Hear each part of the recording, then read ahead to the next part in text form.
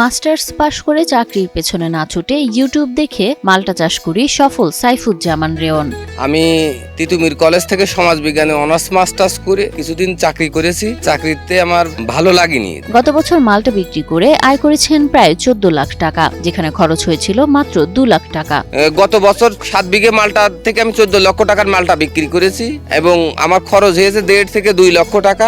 আমি এই বছর আশা করি আমি 20 লক্ষ টাকার মালটা বিক্রি করতে পারবো। ঝিনাইদহ জেলার মহেশপুর উপজেলার রাখালভোগা গ্রামের রেওন চাকরির পেছনে না ছুটে নিজের গ্রামে ফিরে শুরু করেছেন মাল্টা চাষ। আজ তিনি একজন সফল উদ্যোক্তা। আমি ইউটিউবে দেখে যে বাগান করে অনেকে স্বাবলম্বী হচ্ছে, আমি ইউটিউবে দেখার পর আমি প্রথমে 4.5 বিঘা মালটা এবং পেয়ারা দিয়ে আমি শুরু করি। গাছের সবুজ পাতার ফাঁকে ফাঁকে থোকায় থোকায় মালটা ঝুলছে, ফলের ভারে নুয়ে পড়েছে গাছ। মালটাগুলো দেখতে সবুজ হলেও ভেতরে রসে টইটুম্বুর। প্রথমে 4 বিঘা জমিতে শুরু করেছিলেন মাল্টা চাষ। আজ তার মাল্টার বাগান 6-7 বিঘা জুড়ে এবং অন্যান্য ফলের চাষ মিলিয়ে মোট 30 বিঘা জমি আচ্ছাদিত। আমার এখন টোটালি মালটা বাগান, পেয়ারা বাগান, কদবেল বাগান, চায়না কমলা, পেঁপে, আপনার কেনু কমলা, পেয়ারা, কলা দিয়ে আমার এখন টোটালি 30 বিঘে বাগান।